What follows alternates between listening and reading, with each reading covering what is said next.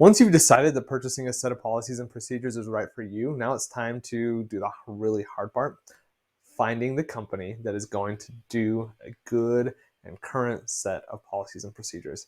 In today's video, I'm going to share some tips and tricks that I've found in finding a good set of policies and procedures. Hey everybody, I'm Gustafson. I own and operate 2 assisted living facilities, and I created this channel to help people just like you learn the ins and outs of investing in assisted living. Welcome to Assisted Living Investing.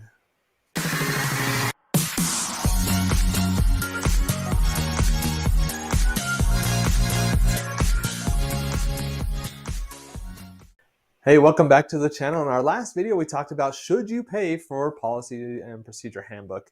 If you found that video to be helpful, make sure you go and watch it, smash the like button, and let the world know that it was a helpful video and just understanding, should you pay for somebody to do this?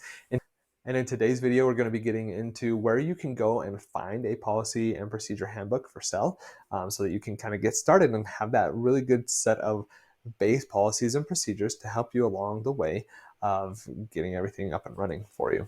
A big question here is there just kind of this one stop shop place where I can get all of this information? So in my experience, finding one company that's going to have that really good set of the most current base set version of policies and procedures, it's really hard to find that person. You might not want to stick with that one company anyways, unless it's somebody that you have built a really good, solid relationship with to work on things. The landscape of businesses providing this type of service always seems to be changing. And just because they're there for you one year doesn't mean that they're going to be there the next year. I had an experience with this in Colorado where we're working with our consultant, and she was aware of a company that had provided this consistently. So we had a call with them. We were like, yeah, we want to do this. We want to pay for this and have this really good product. And the guy looked at us like we were from Mars and was like, I have no idea what you're talking about. We came to find out that it was a portion of a company that they had purchased from somebody else several years ago, and that they had sunsetted it and they didn't have it anymore, and the sales guys didn't even know about it anymore. It was just kind of a mess. And so you want to make sure that you're having these conversations, explaining to people that it's really valuable for you to have it, so they will continue to build these things out. And then just making sure that they're keeping things up to date with current rules and regulations, because the landscape of healthcare is just always changing. So what is the best way then to find kind of that base version of your policies and procedures? Some of the best ways that I found to do it are going to be, number one, just doing an internet search. Searching for something like assisted living policies and procedures for sale, or assisted living policies and procedures for sale in my state. Those types of things are going to really help you kind of start getting the ball rolling. The reason why you would maybe put something in there that's specific to a state is different states have different regulations. If I'm working in Texas, it's going to be completely different than working in Oregon, which is completely different from working in Florida versus New York. Like, it's just, everybody's going to have kind of their different version of what the state is going to require from you and the different regulations at a state level. The federal level is going to be the same because it's a federal requirement. And so those ones are a little bit easier. But if you need something that's specific to a state, you want to make sure you're looking into it. Colorado, for example, is regulated quite a bit more than Idaho is. So we just need something that's a little bit more specific, a little bit more granular in the types of policies and procedures that we're doing in Colorado versus Idaho. And that's just the nature of working in multiple states. So it's something that you want to be aware of. But there are a lot of really just base federal requirements that you need to meet. And as you're looking through this process to try to find a company to purchase your policies and procedures for, that's a question you want to ask them. Are you just a federal level? Are you doing things at a state level? And if so, what state or states are you able to support? And do you have any resources for me if you don't meet the requirements of my state as well? Another good resource is going to be asking the state health department to see if they have any resources or consultants that they would recommend. We talked about this previously on how you can go and find a consultant. Asking the state, they oftentimes will have these kind of resources and databases that you can tap into, and being able to ask them if they have anybody that they recommend or approved consultants that do policies and procedures is also going to kind of help you find somebody that is going to be good and meet your needs at a state level. So that's a really good one. to ask. You could ask your consultant if you have one, and I've talked about how to work with consultants in the past, so make sure you go and watch that video. But asking a consultant, they may have a set that they could share with you. They may be aware of different resources that they could share with you. Consultants are really valuable in helping you try to find that type of information. Another one that I was actually kind of surprised by this, but getting on Pinterest, actually, you can find a lot of really good, solid information on there. I was just amazed. My consultant that we're working with in Colorado has been able to find a lot of really good, solid information out there on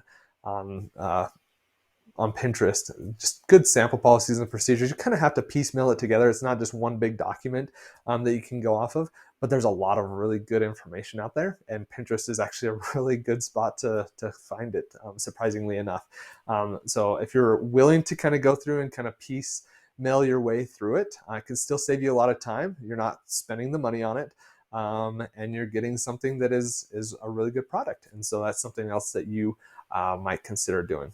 If these tips were really helpful for you, make sure you smash that like button and subscribe to the channel so that other people can kind of find this content and also help them out through the process of investing in assisted living. What should you be looking for as you are trying to find these different policies and procedures?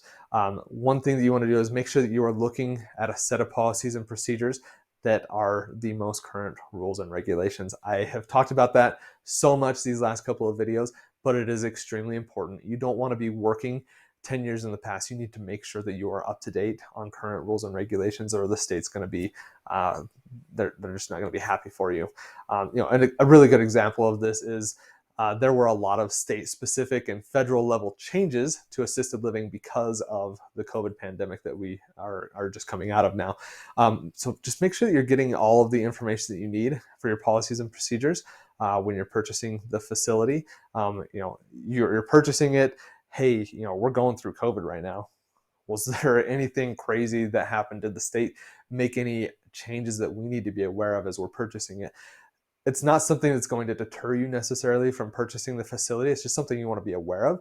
And then asking the person you're purchasing from, hey, did you implement these? Do we need to create our own? Kind of what's that process been looking like for you? What do we need to be aware of? So something that you want to go through. That's an example of exactly what happened to us. And so you just want to make sure that you're kind of aware that those things are happening.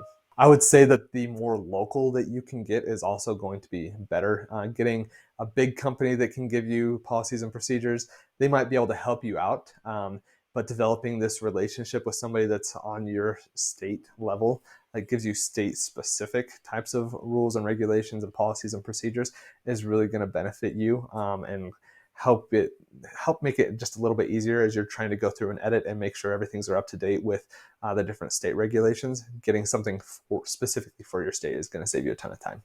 So the more local you can get, the better off you're going to be in kind of building that out. Just going to help you save time on the back end as you're going through and editing things. Something else to consider, and I've mentioned this before, is do they offer consulting services? So even if you don't use the consulting service, you're likely better off just going with the company that has that as an option. They're offering it for you. They're committed enough to saying, yep, we're giving you the policies and procedures. We also can offer you a consultant. That, in my mind, makes it look like they're pretty committed to having a good product and giving you something that's going to work really well for you in your specific situation. So that's something else that you kind of want to look at. They're just going to be a little bit more invested in getting you something that works for you and building out a good reputation, rather than just like getting some kind of set canned version of policies and procedures that they're just pumping out to everybody that may or may not be the best product. And so you just kind of want to be aware of that. On top of that, you want to just kind of get a feel for them. Are they willing to talk with you and learn about your needs and how they might be able to help you, and just kind of get familiar with you? If they're just kind of this faceless, nameless entity, you're probably not getting the best customer service out there, and you might be better off just going with somebody else to find your policies and procedures, get somebody that will actually talk to you and interact with you and have a conversation so you can build something, start really building that relationship, and make something that's going to help you out quite a bit as you move forward. In our next video, we're actually going to change topics a little bit, and I'm going to get into what is a personal financial statement, a PFS, which is something that you need to have when you are doing an SBA loan. It's something that I think a lot of people, you might get this form and it's explanatory enough, but I'm going to really get into it and kind of give you a tutorial of how you can go through the process, filling out that PFS and get it to a lender as you're trying to get your assisted living facility. If you are interested in learning more about investing in assisted living, make sure you visit me on assistedlivinginvesting.net. I've got resources over there. You can set up a call with me and we can kind of have a chat about PFS or also finding you a good company to get your policies and procedures from. And remember, it doesn't take a lot, just a little bit. Just keep making progress step by step by step. If you do and you're consistent, I promise you will be successful. Thanks for watching and have a great day.